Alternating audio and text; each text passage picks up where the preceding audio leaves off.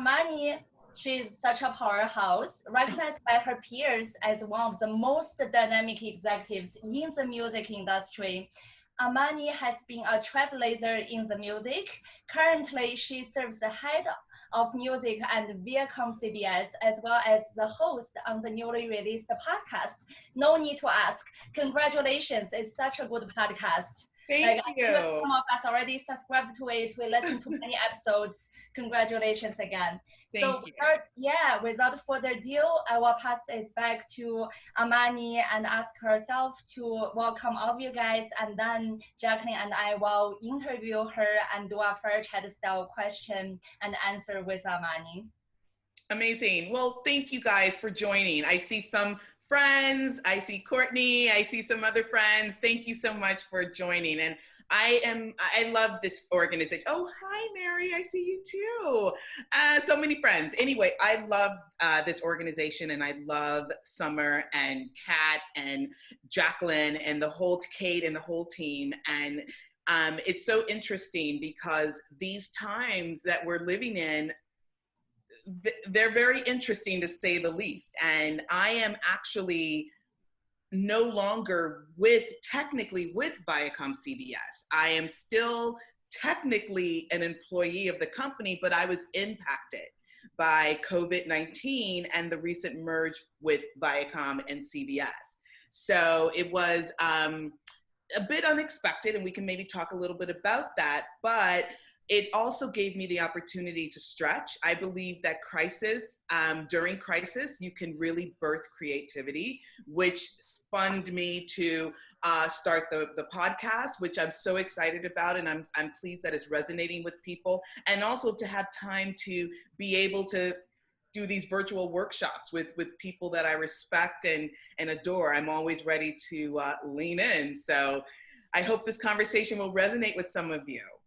Thank you so much, Amani. And we can't wait to hear more about that transition and the impact of COVID. But first, we want to ask, tell us how you got your first job from an ad in the Yellow Pages. You touched base on this incredible story during International Women's Day, but for anyone that wasn't there to hear it, I'd love for you to just give us a little bit of that piece of story of how you really started your career and the notion of going out, finding something, and making it happen.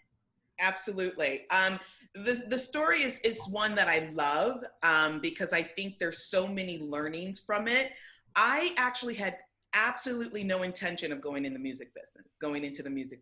I didn't even realize that you could actually have a job in the music industry. I was always told and then adopted that as my reality that I was going to be an attorney. So I excelled in school. I went to university. I graduated with a degree in political science with a minor in international relations. I always thought that I would get my degree in law, maybe work overseas as an ambassador.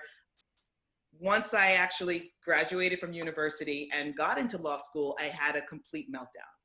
For the first time in my young life, I questioned whether I wanted to actually go into law.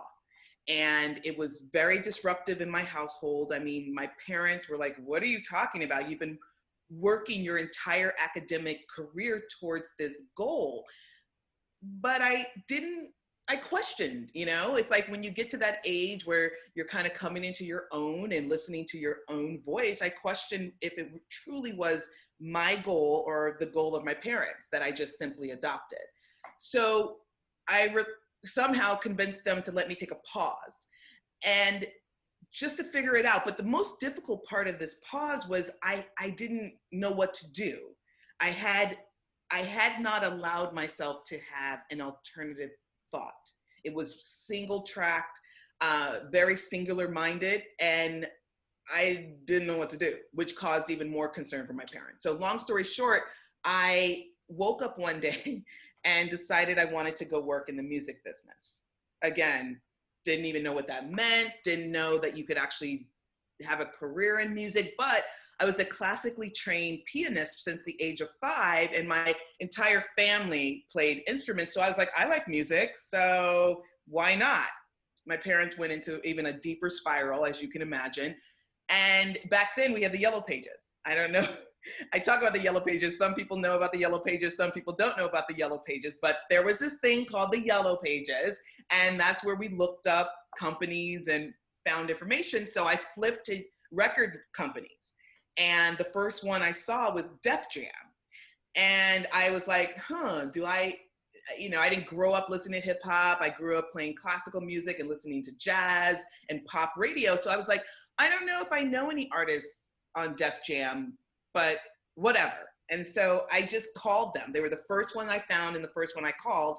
And it just so happened that Tina Davis, who's this incredible force in the music industry as a woman, she answered the phone. And at the time she was head of A&R for the West Coast office. So I'm like, okay. And she answers the phone and I go into my little speech about being a college graduate. And she's like, just show up tomorrow, and hung up the phone.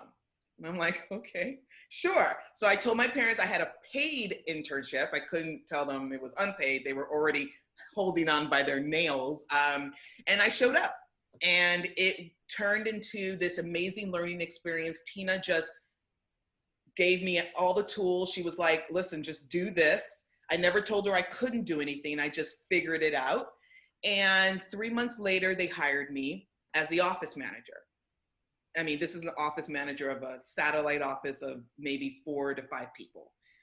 Not ideal, but I took it. I found my way in. And then once I got in, I started calling the EVP of promotion in the New York office, Kevin Liles, who's this amazing author, co-founder, CEO of 300 Entertainment, just this illustrious career he has now. And I called him every day. He barely knew me, but I called him every single day. And I was like, move me to New York. I need to be where the action's at. I didn't even know what that meant, but I need to be in where the action's at. And he was like, we hired a crazy person, and he stopped taking my calls. I didn't care. I still called because I wanted my name on his call sheet. And lo and behold, a job became available. I didn't know this, but a job became available. And he said, in spite of himself, the first person he thought about was me, was the pest, me. So he called me on that Friday and offered me the job. And I was on the red-eye flight that Sunday to New York.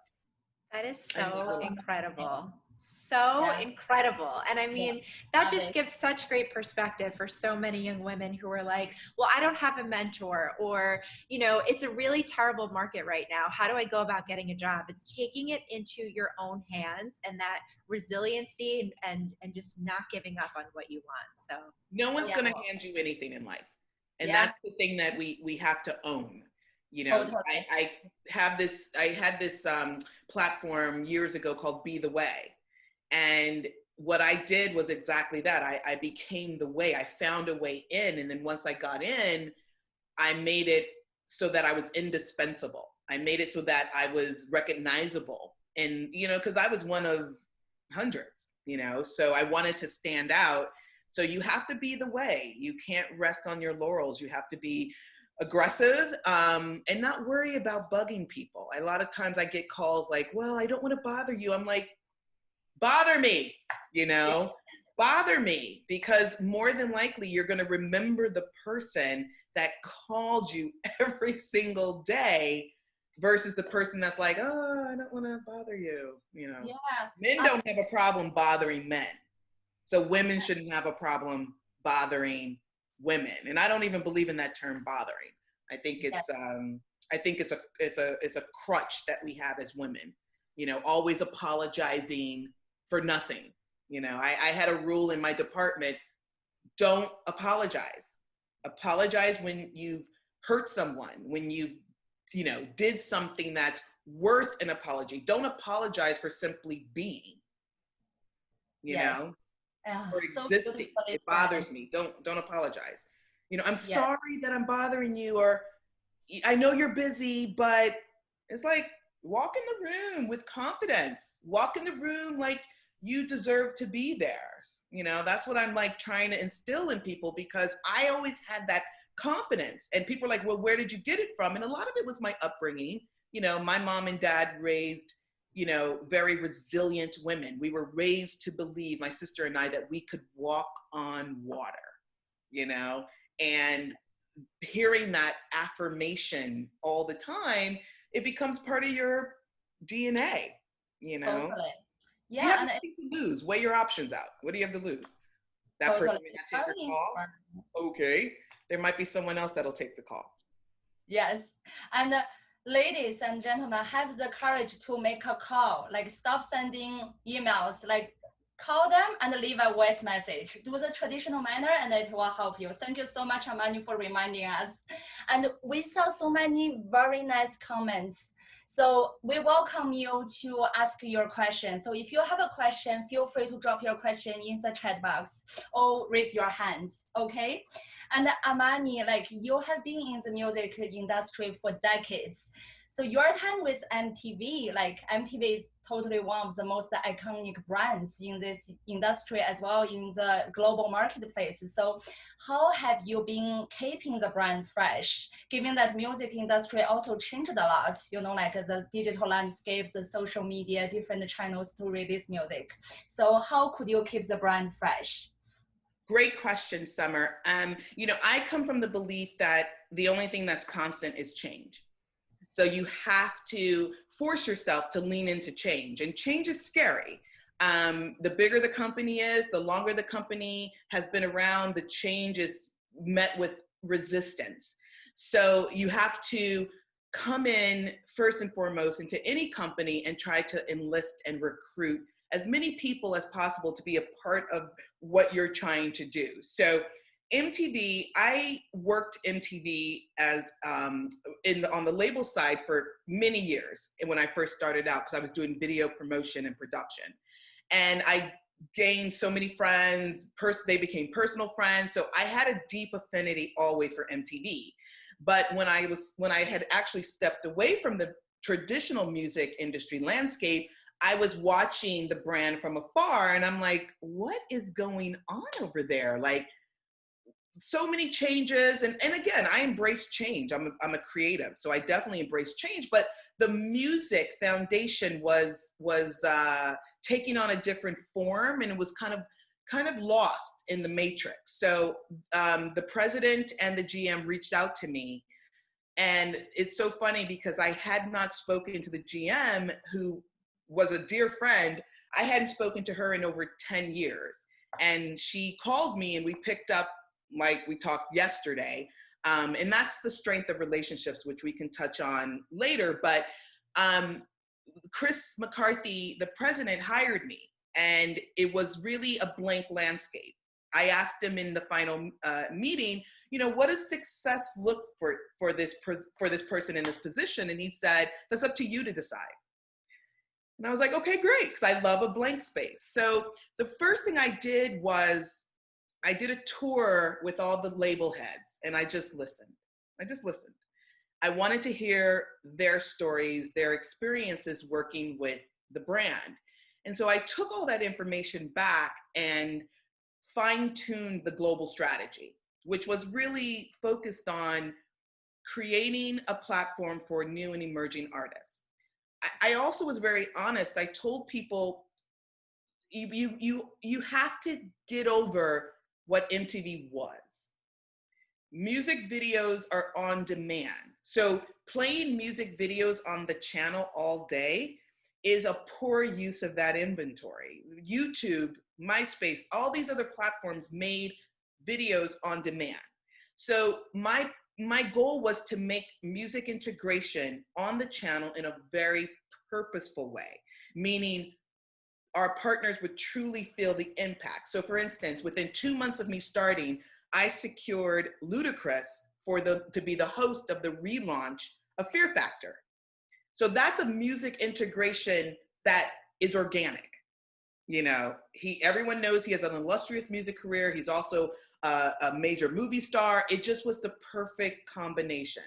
And then within 2 months of me starting, I launched the new global emerging artist program called Push. And the alumni is just incredible. It's everyone from Lizzo to Billie Eilish to Khalid to Noah Cyrus to her HER before she won the Grammy. I just want to make sure everyone knows that. We were early on that. And the list just continues, and it became the cornerstone of our program. And it actually turned into a franchise, meaning we kept building upon this amazing platform.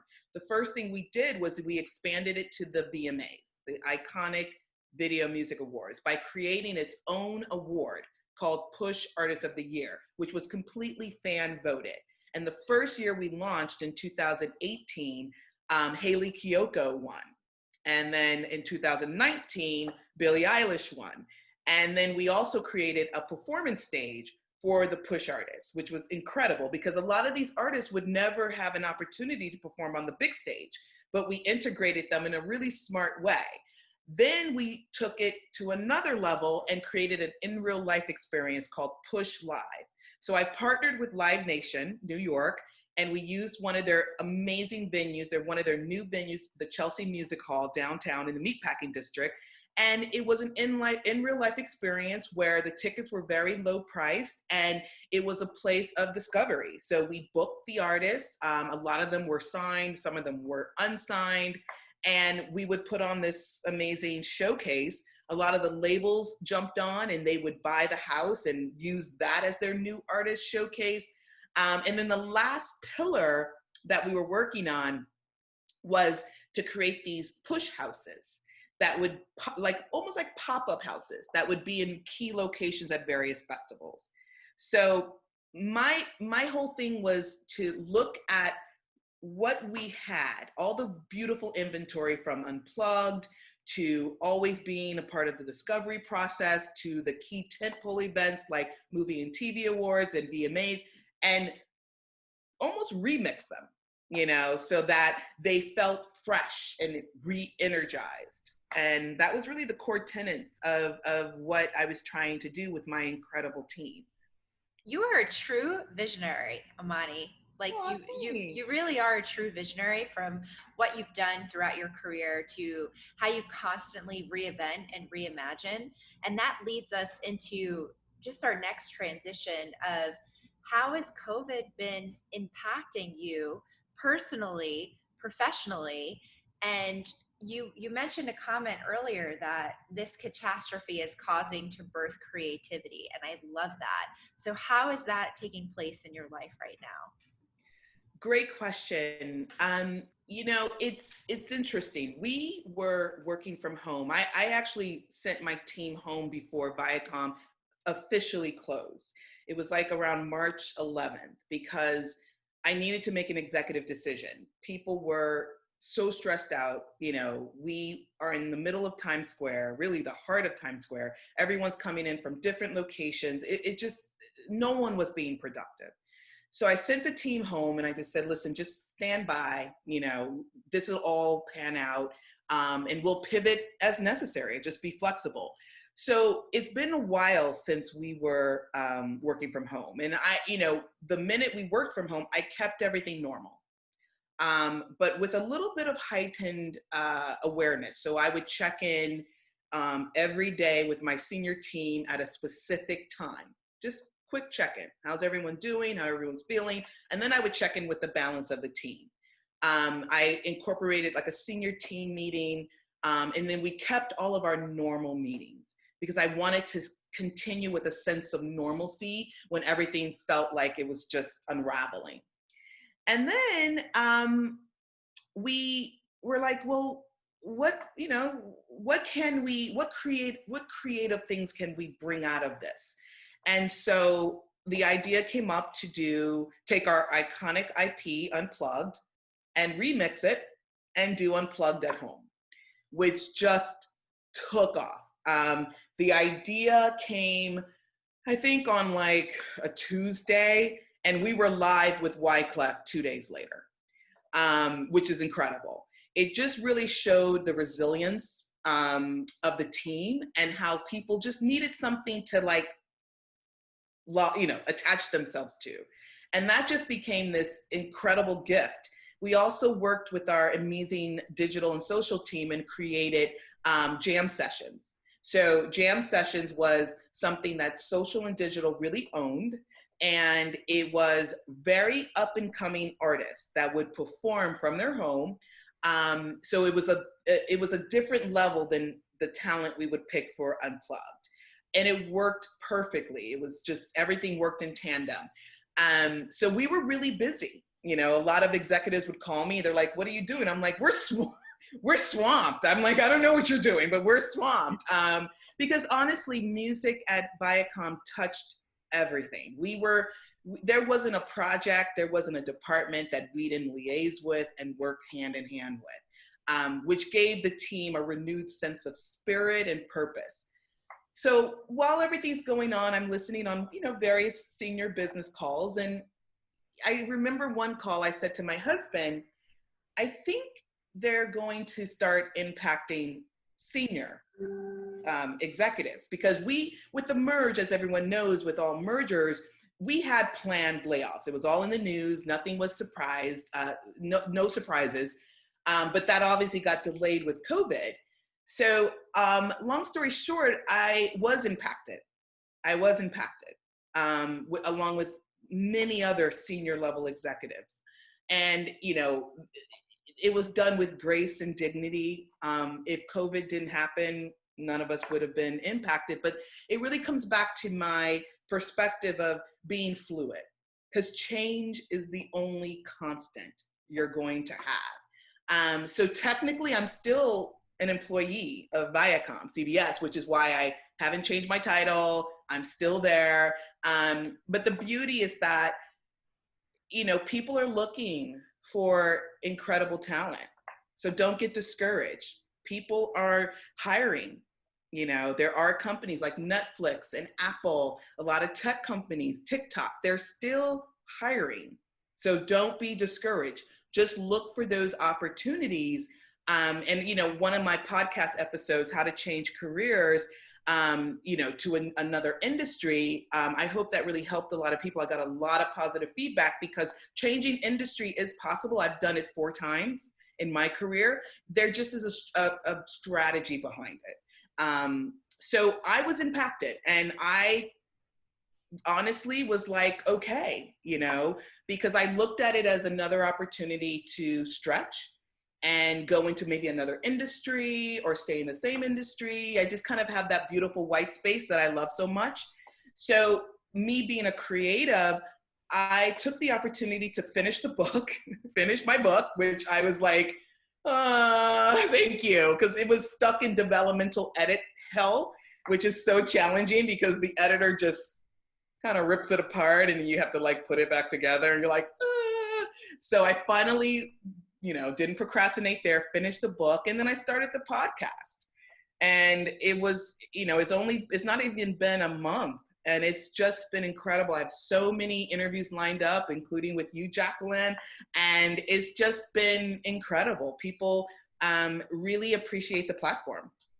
Nice. So, there you go. I also joined Clarity FM to offer executive coaching sessions. And I did a free round, which a lot of people signed up, which I was pleasantly happy about. And all of it just validates the work that I've always done, which is advocating for women, being a mentor, paying it forward, helping to pull out seats for others, because someone did that for me. Yes, totally. Let's talk about mentoring and the newly released podcast, No Need to Ask. So No Need to Ask is a community you built of professional women and men that provide advice and tips and mentoring. So also we got a question from Mary, maybe we can answer them together. Mary said, how would you advise them? How can they get their mojo back? Amani, so my question is, what inspired you to create the podcast, and why is mentoring so important to you? Great question, Summer. So the podcast, as you guys know, I love franchises. Franchises, whether they're big or small, I just lob on to that word because I like building upon ideas for myself and at the companies that I'm fortunate to work with. So it all came about, oddly enough, on social media, the power of social media. It was in December, and I was home because the industry kind of shuts down around December. So I was home working from home the month of December, and I was bored, and I did an IG chat. Did one of those things where it's like, ask me a question. And one person asked me a question. It was actually a young lady that I'm already mentoring. And she posted a funny question saying, would you be my mentor? And I wrote back very quickly, and I was like, girlfriend, no need to ask. I'm already invested in your future. And then another girlfriend who's an attorney that was following along, she DM'd me and she said, can you just write the book already? I'm like, what are you talking about? And she goes, just write the book. And that's all she said. Went to bed that night, woke up, wrote, girlfriend, no need to ask. I'm already invested in your future in 5 days, 25,000 words in 5 days, 14 chapters. It just poured out. My husband was like, what are you doing? And I'm like, I'm writing a book. And he's like, of course you are. Like, of course you are. I mean, like, you should be resting, but of course you're writing a book. But it was all in me. And the book is really an extension of just what I do. It's my personal journey, sprinkled in with advice from those experiences. So each chapter has a no need to ask section that ties back to the experience and just learning lessons. And then from that, I started the IG platform, Girlfriend, No Need to Ask. And then I always wanted to did a lot of speaking engagements. And then the podcast was really the last part of it, to bring more of a voice to it, you know, to interact with thought leaders and people that I just simply respect and admire, as well as me providing random topics that have helped me along the way in business, and hopefully will help other people. So that's really how it started, the No Need to Ask platform. And I want to just keep building and building and building on it. Your second question was about mentorship, correct? So when I started out in the business, I could not find a female mentor. I asked a lot of women, and unfortunately, they were too busy or disinterested or whatever. And so I made a promise to myself back in my early career, in my mid-20s, that if I ever got to a position of note, I would pay it forward. I would be a mentor to whoever asked. And mentorship and giving back is just core to my DNA. My mother and my father were very big on that. They were, you know, I'm a product of the 70s. You know, my parents were very conscious and always involved in a movement and helping others. My dad would leave the house every day with a stack of $1 bills. And I remember asking him one day, like, why do you walk out the house every morning with a stack of $1 bills? And he said, well, that's the amount of money I'm going to give out today. So it just was a part of who we are. So when I started getting, because my career background is so diverse, you know, I've been the first more times than I can count, which hasn't been easy. It's not for the weak of heart, but I feel I need to continue to push forward, because I need people at the C-suite level and people in the boardrooms to get used to seeing someone that looked like me. So I'm willing to take that on to open doors for other people of color. So it's just important for me to give back in any way, 15-minute phone call, an email exchange, whatever. I never say no. Last year at Viacom, I mentored 25 women. Wow. And my assistant was like, what are you, like, you never say no. And I'm like, he's like, you're overbooking, you're triple booking. I'm like, it's not in me. I can't say no. And even an exchange in the hallway carries weight for me. I remember a young lady, 2 young African-American girls walked by me one day in the hallway. I was leaving some meeting, and I always speak to everyone. And so I was like, hello, ladies. And that encouraged one of the women to stop. And she said, I just want to tell you, like, I was in this meeting you were in. And I'm like, you got to be a little bit more specific. I'm in a lot of meetings. And she recounted the meeting, and she said, I was so proud and impressed, you know, how you ran the meeting. And I was like, I didn't run the meeting. It wasn't my meeting. I was just invited to the meeting. And she's like, well, you ran the meeting. And I said, well, thank you. And I asked her, I said, you were in that meeting? And she goes, yeah. And I said, well, why didn't I see you? You know? And she goes, well, you know, I was sitting in the corner. And I was like, nope. I said, well, why were you sitting in the corner? And she said, well, you know, it's just all these executives and big voices in the room. And I said, okay, do me this. I said, first of all, I need you to come by my office one day. Secondly, the next meeting you're at, you need to sit at the table. She's like, Yes. what? I said, you're invited to the meeting for a reason. You're not invited to the meeting to take notes or warm a seat in the corner. Sit at the table. And she's like, okay, you know, I'll try. And I said, don't try, just sit at the table. How about that? No one's gonna tell you to move. And if they do tell you to move, embarrass them for asking you that question, okay? And I said, the next thing I want you to do is in every meeting you're in, ask one question, just one, just ask one question. What? I said, ask one question in every meeting. Oh, I'm sorry, my phone. I'm sorry, guys. Okay, that's okay. That's okay. I'm like, I said, ask one question. I said, people need to know how you think. People need to hear your voice. Even if you just lob on to someone else's point, make sure you say something in every meeting. So mentoring, people think it has to be this big, elaborate thing. You can actually impact someone's life in a hallway.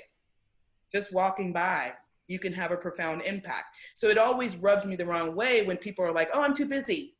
Oh, I don't have time.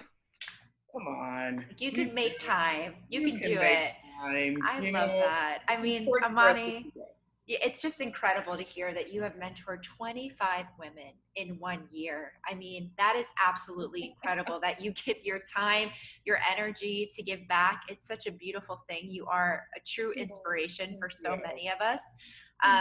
And my next question for you, just talking about the times that we're in right now, as an incredible leader in the music industry and a Black woman, how have the past couple of months impacted you personally in regards to all the civil unrest that's happening in the United States? And what positive changes have you seen? And where do you think there's opportunity for all of us to do more? Amazing question. Thank you for raising it. We've been here before. We've been here before, unfortunately. And I'm optimistic, but I'm cautiously optimistic because we've been here before. For me personally, if you guys can, you know, kind of extract from my conversation, I'm not one to take the easy road. I'm the first one to stand up for someone. I will insert myself in a situation that literally has nothing to do with me because I simply can't stand by and see someone being treated wrong. It's not in my DNA. It's not the way I was raised. And my poor husband, who we used to work together. So he has seen me, you know, be like, wait, what is happening over there? He's like, why are you going into the fire? Because I have to go into the fire. You know, I have no choice. I have to use my influence and my position for good. So I've always been an activist. I've always been advocating for someone, especially women. So where do I begin? I have been greatly impacted by what has happened. I did a a podcast episode, and it was a special edition, and it wasn't planned. It wasn't planned, but it was something that I had to do. I live in South Orange, New Jersey. I live in a very affluent area, and it's diverse. It's mostly, it's a little bit of everyone, which I love. People are usually executives that we all commute to the city together. I was driving to a doctor's appointment and I passed a police car sitting along the side. And for the first time, the grip on my steering wheel got tighter. I had a knot in my stomach. I was scared. I was scared, because at the end of the day, these officers who come from that spirit to do more harm than good, they don't care that I'm upwardly mobile. They don't care that I am successful. They don't care that I live down the street. They only see the color of my skin. And I came home, even to this day, I tear up. It impacts me so much because it was such a fear that I had. So I came home and I just did the podcast recording. It was unedited. I didn't even edit it. It was just this stream of consciousness. And that's when I was like, okay, I need to raise my voice a little louder. I need to advocate a little stronger, which is, hard to think, but we can always do better and be better. I've participated in a lot of group discussions with people of color and with white people. I take a very different approach than most. I don't believe we should be yelling at each other. I don't believe that we should be aggressive with our white counterparts. That will simply make people retreat and close them off. We need everyone to be a part of this movement because it affects humanity. It's not a Black issue, it's not a white issue. It's a humanity issue that's impacting Black lives. Because what happens is that when you're dealing with the disenfranchised, the people who vote and feel that nothing changes, anger will ensue. And that's when you see the rioting and the looting, which impacts humanity. It impacts our economy. So I take the approach of, if you've acknowledged that you are falling short in this area because it hasn't impacted you, you need to recognize that. And once you recognize that, then we can go somewhere. So I get angry with my Black counterparts that are like, I'm tired of educating white people. Okay, well, imagine how tired our forefathers and women were. If they took that attitude that I'm just so tired of sit-ins and I'm so tired of fighting the man and the establishment, I mean, my Lord, where would we be? Where would we be? So put your tiredness aside, you know what I mean? And let's link arms and make lasting change. I'm so conflicted with a lot of the things that are going on. I had a problem with Blackout Tuesday, and I didn't participate in Blackout Tuesday. I instead posted vote, period. It was the day of primary elections. It's not time to be silent. It wasn't time to be silent. And then people on the web and the internet caught on, you know? So my problem is with the music industry. This was signed off on by the highest chairman, the few chairwomen there are. This was signed off on. So you're telling me no one did their due diligence to make sure there wasn't something else going on here? So it makes me question, was it a box that needed to be checked so that you feel good about yourself?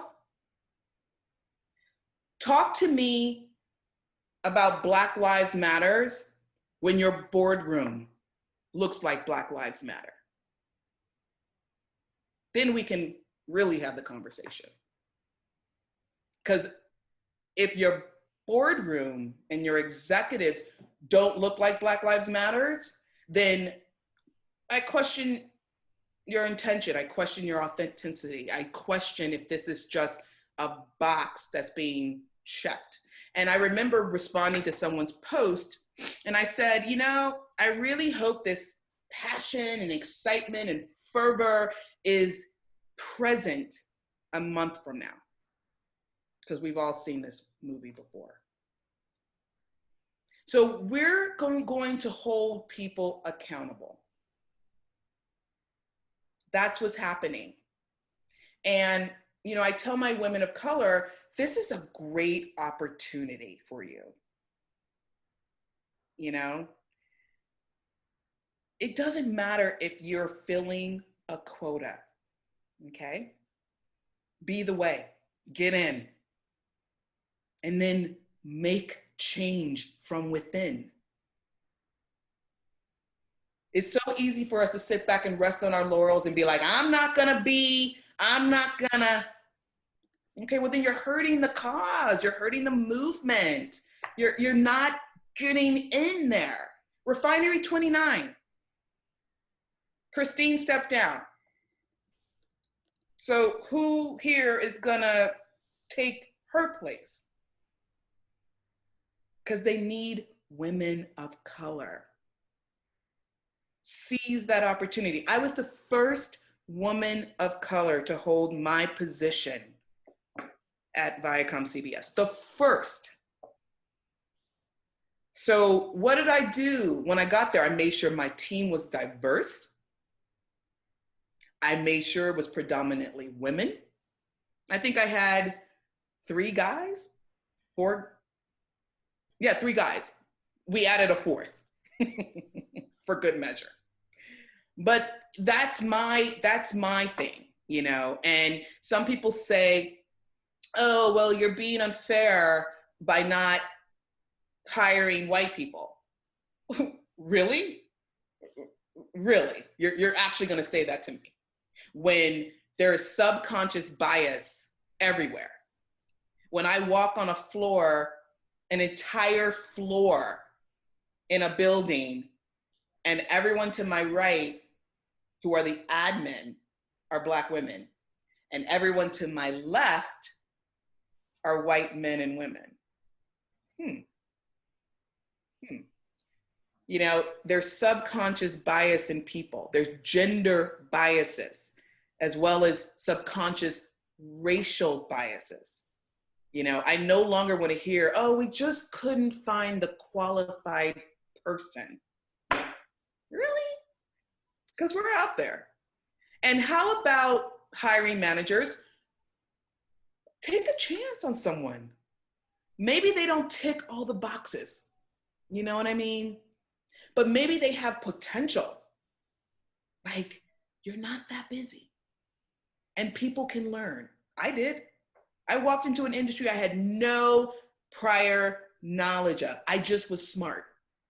And I was like, I'm gonna figure this out because I'm smart. And I did.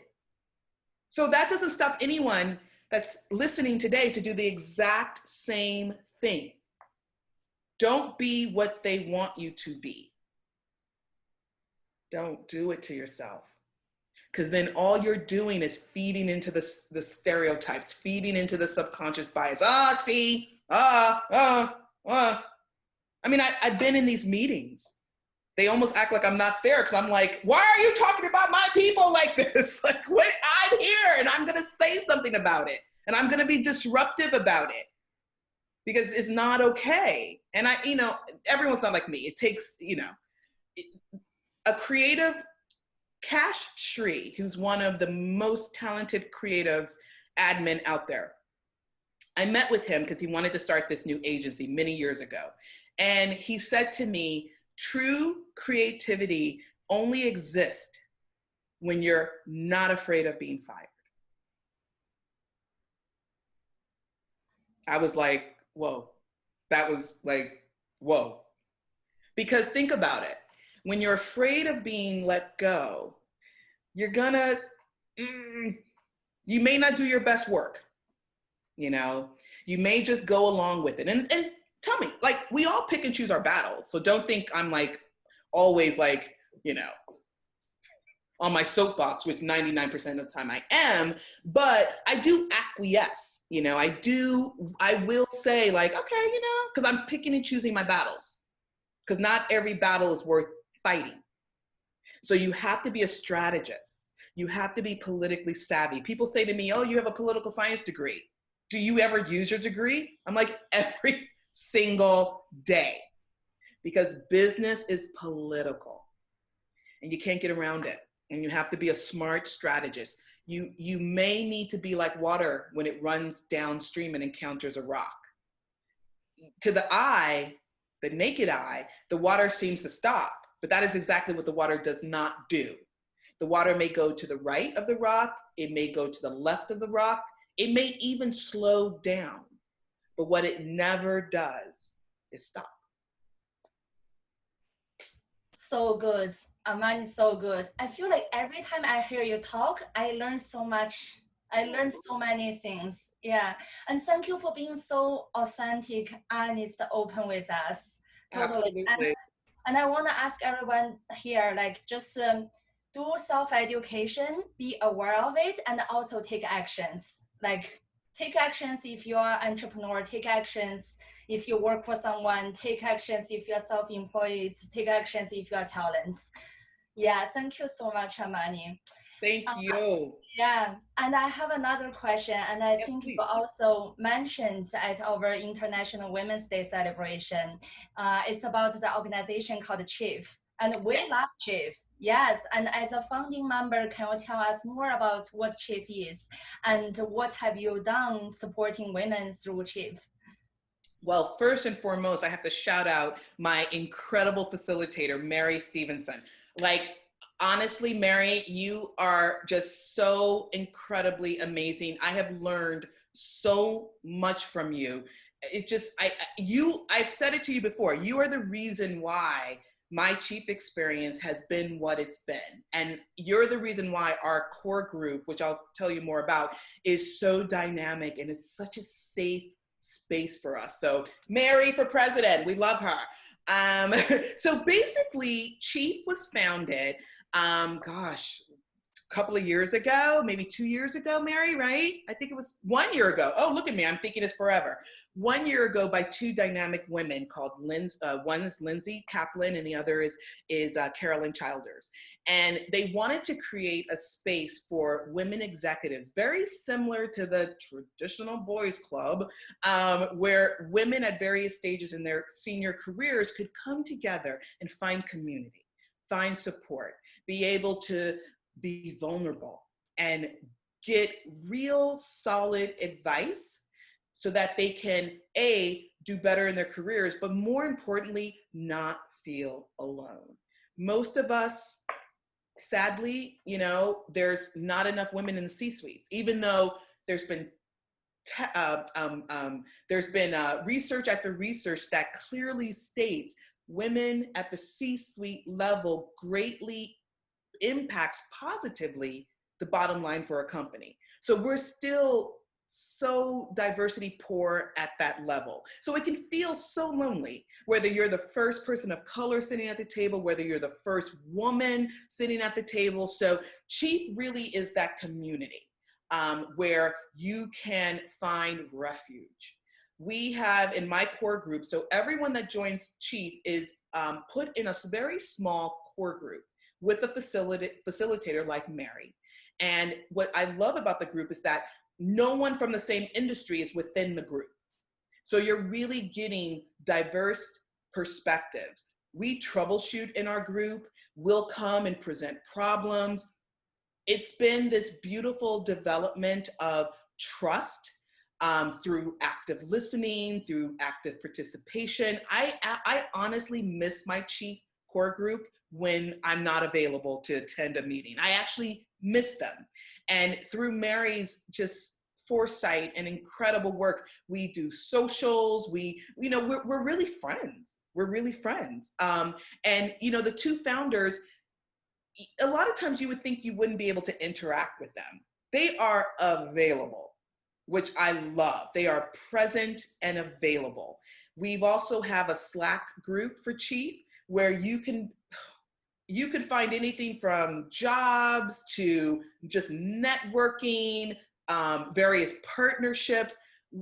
The thing that I love so much about how the co-founders are so active, a woman reached out to them during all of this civil unrest and said, you know what, we really need to start having workshops on diversity, a safe place for chiefs, women of color to come together. Immediately they responded. Immediately a Slack channel was initiated, and various workshops they just went live. You were like, oh my God, this is simply amazing. So they're so responsive, and they listen to their members, and they care about what their members say. Chief has been the single most important decision I have made for myself in my business career. It is a membership club. It does come at a price, but when you're ready, it'll be the best money that you've ever spent on yourself. And another tenet that I love so much is that women, we tend to be these ultimate caregivers, you know, especially during this time. We're taking care of kids, we're homeschooling, we're trying to maintain balance with our jobs and our significant others, and, you know, cook a meal it's just like endless. We are the ultimate givers. So it's just a beautiful thing to have this community that is really invested in you. They just want to give back to you. So I lean in as a founding member. I lean in every capacity humanly possible. Whenever Carolyn or Lindsay call me, I'm like, I don't even know why they even ask. I'm just like, done, got it, you know, I'm in there. So I've been on the Today Show representing Chief. I've talk to women, whoever wants to communicate with me. I'm like doing mentor sessions with them. I'm, getting advice from other people. I'm participating in the POC, Chief Slack channel. I was a part of the catalyst.org Bias Correct campaign, which, one of the senior people there is part of Chief. So whatever Chief needs me to do, I am leaning in as much as possible. So it's fantastic. We love it. We absolutely love it. And Chief, and also the Wing and YPO, all of these fabulous organizations that are out there, they've definitely been a huge inspiration for us and our group in Feely. We're 80% female founders. So it's taking Chief in a different way. And we've been able to do this virtually, but we love Chief. We love the association with Chief. We support Chief, and we're all for it and the work that you have done with them. That's absolutely fantastic. And at this point, as we're getting ready to wrap up our conversation, we really encourage everyone to ask questions. If you have a question you want to ask Amani personally, feel free to drop it in the chat box. We'll unmute you. You can ask her yourself if you like. If you want to be anonymous, just drop it in. But Amani, as we're getting ready to wrap up, the question that we always ask during these Resilience to Rise interviews, what's something you have learned about yourself over the past 5 months that surprised you? Because it's been a very interesting time, right? A lot of self-reflection, a lot of healing, a lot of growth, but what surprised you? It's a great question. There's so many things surprised me. I think what surprised me is, the feeling of vulnerability. A lot of times leaders, we don't take into account enough that we don't always have it figured out, that we are vulnerable. And there's been moments that have humbled me to my core during this time. And it was a little surprising, because I'm always the cheerleader. I'm always the one that's like, let's conquer the world, and having this time to be alone and to sit still for more than a nanosecond has opened up my eyes to a different side of me. And I love it. I always try to have integrity and to be my most authentic self. But it's funny, like I realized that there was a layer of my authenticity that I was kind of just putting aside, you know, because I was caught up in just the I am woman, hear me roar. And it's really revealed I want to say a softer, kinder, gentler Amani. I have not been kind to myself throughout the years. It was at a certain point, nothing was good enough. I wasn't producing enough. I wasn't, which was all just the negative voices in your head, and I beat myself up a lot. You could do better. God, why did you, why did you mess up? Now I'm like, I messed up. Cool. Like, you know what I mean? Like, great. Like, I'm like, it's okay, and I think this vulnerability has made me a better person. And I think people really appreciate seeing that, they like to see that honesty, that, ability to fall down, the ability to say, listen, I stumbled, I'm going to pick myself back up, and that's okay. No, that's how I learn. But most importantly, just to kind of be more vulnerable to myself, okay. And kinder to myself. Yes, being vulnerable is actually a learned skill for me too. Like, I'm not naturally to be vulnerable, but it's so grateful to be vulnerable. Yeah, so we are running over time. We want to be respectful for everyone's time, but we do have a question from Sam. So Sam, do you want to ask Amani yourself? Yeah. Good morning, Amani. This is Samantha Granberry. Thank you. Hi. Hello. When you have a seat at the highest table as a senior leader in an organization, what are your thoughts about leaving to begin again somewhere else where you do not have a seat?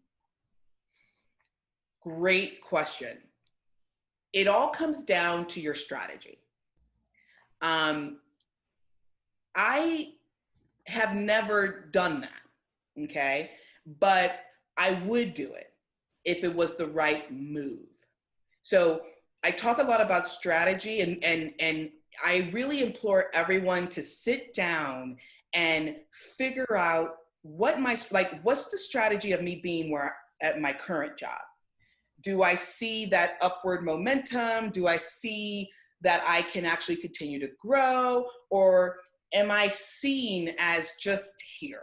You got to have that honest conversation with yourself, because forward momentum doesn't always mean the seat at the table initially, okay? Forward momentum could be like, I'm gonna take this position because I believe in it, I believe in the work, and I'm gonna bet on me.